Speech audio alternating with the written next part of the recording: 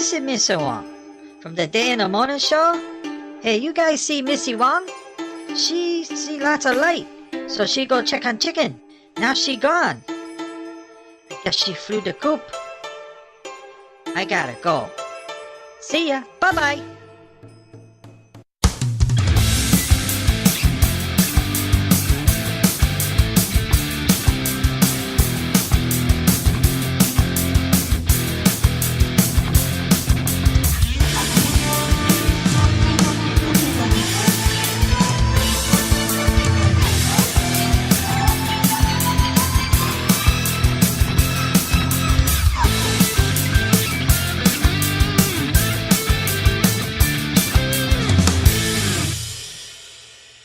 Hey, this is episode 103 of the UFO Report. I am your host, Manny Moonraker. There is no tattoo with me, and we're not looking at airplanes. But the weather in Texas is a bit rough today. Apparently, we're on the tornado watch until about 9 p.m. So if you hear some noise in the background, it's not me. I don't have all kind of stuff going on. It's basically Mother Nature's knocking on my door, saying I better hide somewhere or kiss my ass goodbye because she's not playing games. So we got a couple of news stories to go over. One short one kind of long. One that's been going around forever. To be honest, it's all over the place. But I do have a couple of announcements. Number one is that I recently started a new kind of like a separate show for you guys. Now, a lot of you have been asking me, what about the early shows? Because they were archived and you couldn't get to them. And the early shows, the majority of them included Big O. So that was back when we did the whole introduction to Big O, and Big O was on here and he was kind of learning about ufology and UFO reports and all that kind of stuff while we were recording the shows and going over news stories. So what I decided to do is I started a new show altogether, which will run every Sunday. And one episode, which will be labeled the rerun episodes, will have 2 to 3 different episodes put in together. Now, what I'm hoping to do, and I just did that recently, and some of you might have gotten notification of this, is that I will actually be on live in the chat box if you listen to this on Spreaker. If you listen to the episodes on Spreaker, I'll be able to chat with you live while those episodes are playing. Now, you will not hear me live. You'll just be able to talk to me. But you know the way it works. You get into like a chat room and you chat and you talk about stuff. You shoot the breeze and stuff like that. So that's the idea. So every Sunday, we'll set a time basically where I can do this, where it's not going to be interrupted by anything or anyone. It'll be just dedicated to being on that chat box to chat with you guys. Now, the regular episodes, the UFO reports and the regular episodes will still continue the way they are now, 2 episodes a week. The first one is always like on Tuesday. The second one seems to bounce in between Thursday and Friday. It really depends on what's going on. If there's any UFO reports, if there's any shit to talk, or if somebody pisses me off, then I'll come on here on Thursday. If not, we'll just wait until Friday, see if things heat up, because we know from experience, holidays and weekends, you don't see UFOs. I don't know why. It's a strange thing. It's a phenomena in and of itself, I want to say.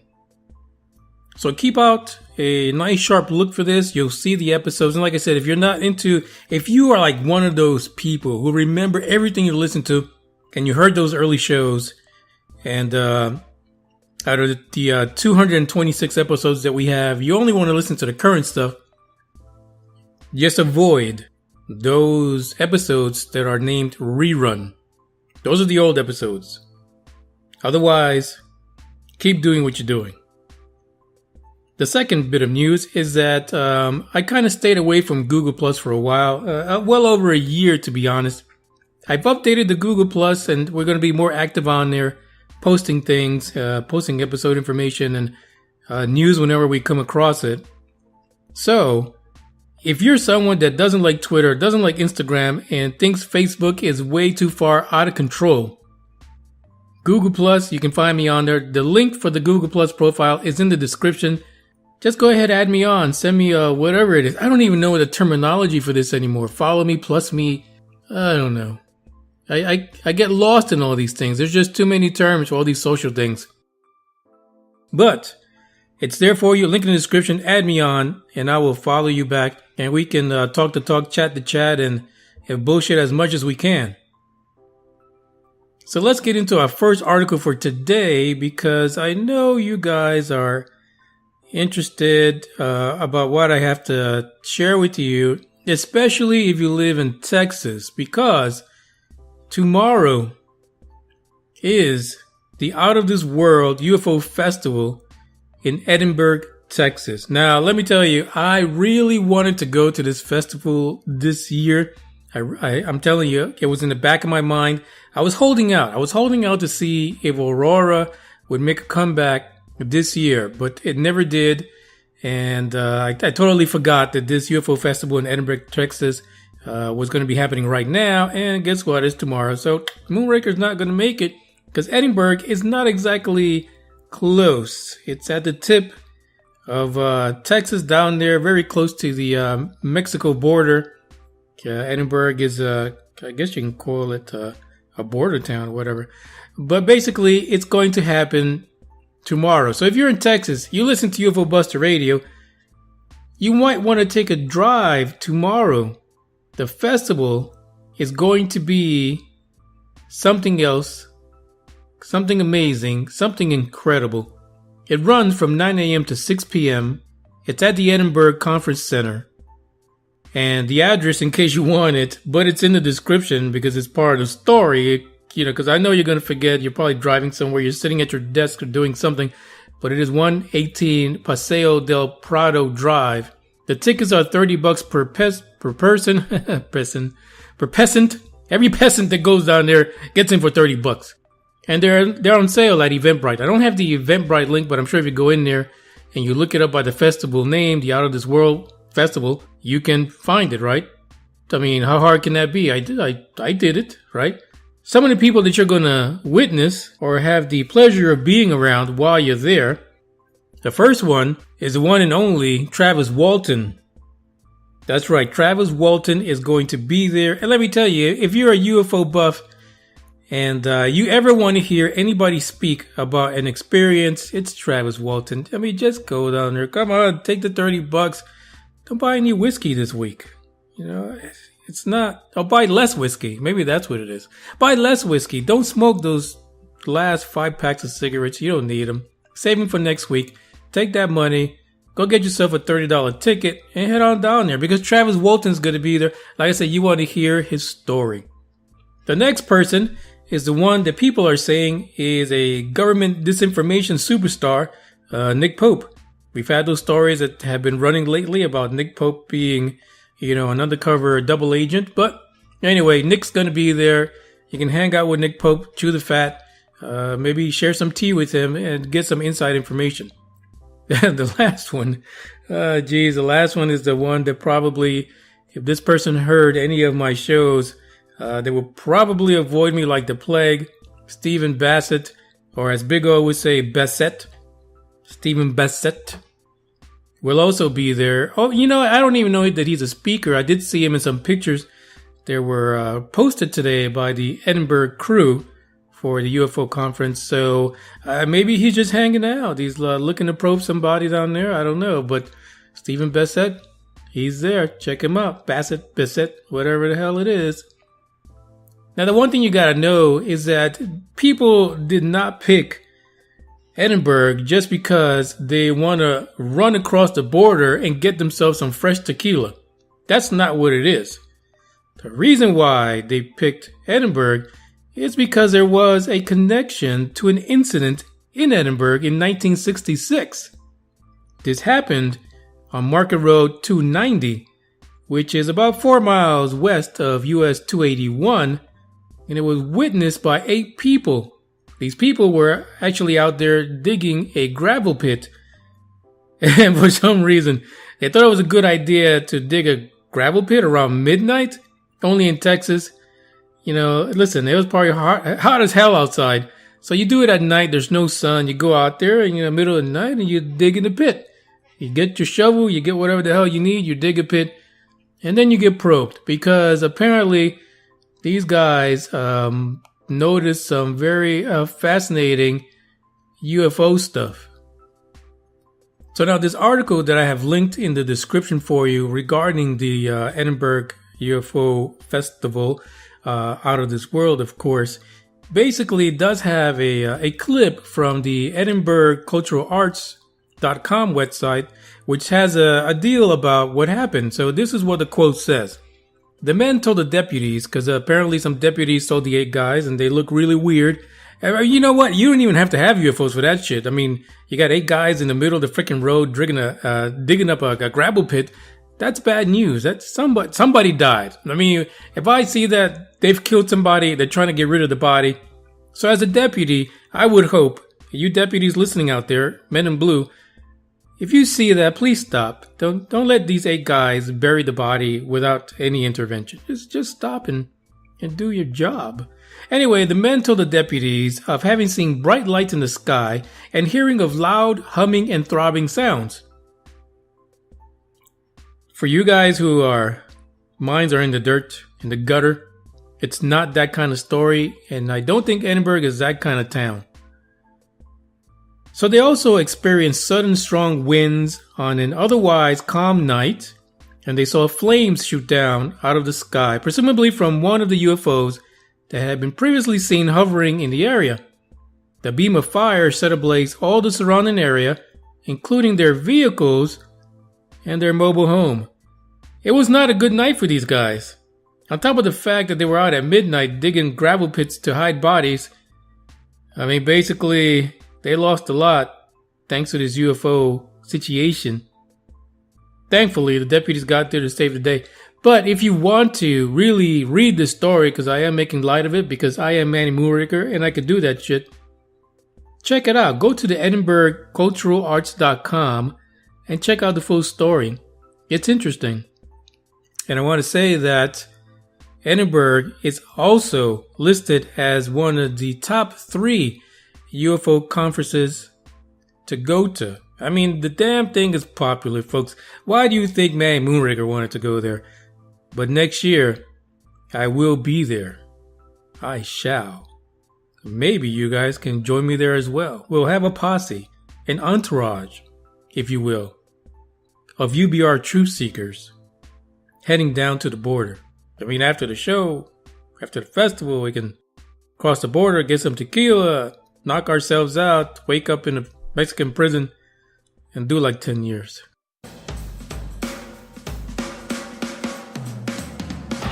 Hey guys, this is Marty Angler from Angling Waters Outdoors, and you're listening to my pally, Manny Moonraker, right here on UFO Buster Radio Network. Hey Manny, you know why I fish at night? Can you say UFO? UFO. That's right. Alright, so this next story, this is the one that's been going around forever, and it has to do with one of the most famous astronauts in U.S. history, the one and only Buzz Aldrin.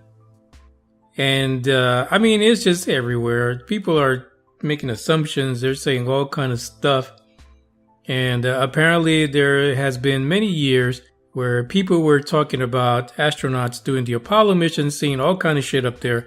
And let's be honest. I mean, at the time that these things happened, right? I mean, do you think that anyone stuck in a tin can, going around the moon or just leaving the planet Earth, it's going to know what the hell they're looking at? I mean, they could have dropped something out of their drawers and it would look so weird in space that it'd be a UFO for them. I just don't see anyone thinking anything else. But apparently, aboard Apollo 11, July of 1969, we've had some attention about what's going on. Because the story is that good old Buzz Aldrin and some of the other crew members had seen something during the 3rd stage of the rocket separating. That's right. They say that happened. So after the 2 days after the last stage separated, which is stage 3, they call it the S4B, they became aware of a bright light nearby. right? So they're looking out the little, portal. They're looking out. They're probably scared shitless most of the time because they're floating in space, and on the other side is nothing but doom and gloom. But they see this bright thing. So what do they do? I mean, what are they going to do? What are they going to think? They don't know. So one of the things they do is they kind of contact mission control, right? Hello, Houston, what's going down? So they really don't have any idea. So they said to Houston, do you have any idea where the S4B is with respect to us? That was a real question that these astronauts sent down to Houston. Houston, we have a problem. So here's a quote from Aldrin. It says, there was something out there that was close enough to be observed. Aldrin later recalled of the circumstance. Mike Collins decided he thought he could look at it through the telescope. And he was able to do that when it was in one position. It had a series of ellipses, but when you focused the telescope real sharply, it was in the sort of like the shape of an L. So an L shape, you put it on the forehead type thing, whatever.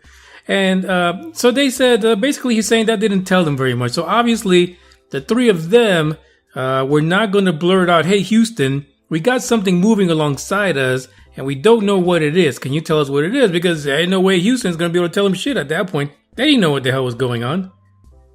So what they decided to do was just to ask Houston, where the hell is that S4B stage from the rocket which got discarded 2 days before? Because they figured if we know where that damn thing is, then maybe, through the power of logical thinking, we can say maybe that's what we're seeing, or if not, we're about to get probed in the middle of nowhere. Damn it, I should have done that other career I was thinking about and been a dentist. But anyway, so they decided, let's just ask Houston where the hell that stage rocket is, that stage 3, the S4B, instead of just, freaking out because we think aliens are following us. So apparently, to their dismay, it turns out that S4B stage was about 6,000 nautical miles away from where Apollo 11 was at the time they asked the question. So that situation remains as unidentified, and it continues to permeate in those stories regarding the Apollo missions and UFOs and spacecrafts and things like that. What has happened recently, and you can look at this, the article that's in the description for you, take a read, is that it turns out that there were 4 panels on the side of that Apollo 11 that were shaped like an L. And so what they're saying is that it's very possible that one of these panels fell off. And number one, because it was a panel, really wasn't that big, but it was big enough it had a distance where they can actually see it shine sunlight, and they could actually see it. So logically, people are saying, well, that's really what it was. It was the L panel that they were seeing. That's why when Collins saw it through the telescope, it looked like an L. And when it was turning in some angles, you couldn't see it because you were looking at it on the flat side, so you saw right past it. Could this be as simple as that? Listen, we weren't there. And the fact is that at that time frame, those Apollo missions, they didn't know what the heck they were looking at. I'm sure they spent a lot of time being shitless, scared, and wondering if they're even going to make it back. But truth be told, we have heard stories, and we've had astronauts from those missions say that they believe something's out there, that they have seen very peculiar things that they cannot really explain or understand even with their training. We've also heard that there are a lot of times where astronauts will change the channel. So the channels that are accessible to the public, they'll change those when they see things that are weird or if there's emergencies, so that no one but the people at NASA can hear what they're discussing or transmitting. Is it a possibility that this was maybe something from 4.2 far that was checking out the monkeys the evolved monkeys inside the tin can who actually were dumb enough to be shot into space? It's very possible. But it's also very possible that this was a panel that got away from the spacecraft and they happened to see it shining in the distance. The story remains unidentified. So people will run crazy with it every chance they get.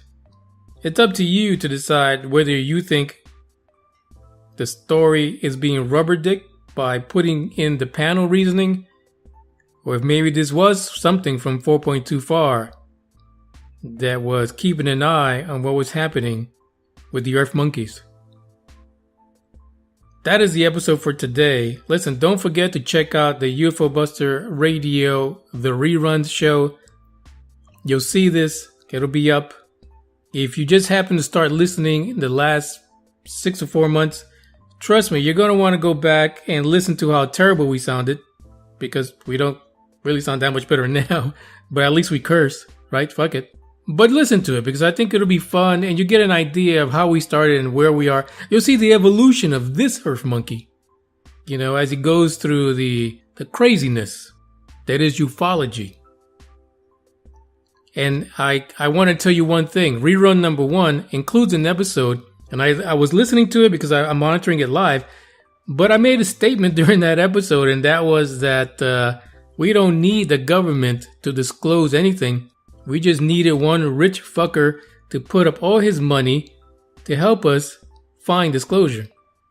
I regret saying that because now we have Deuce Bigalow, the space gigolo, and that rich fucker is taking all the information for himself, so he's getting disclosure all right, but not for you and not for me. So, what can I say? In a way, I guess I kind of predicted it, as a matter of fact, back in 2016. So listen to that. Just listen to it, because I made a prediction. Unfortunately, I did not think Bigelow would be the rich dude that would do that to us. Shit happens, I guess. Well, I'll catch you next week. UFO Buster Radio UFO Report will be back next week. And on Sunday, don't forget, check out the reruns. Ciao.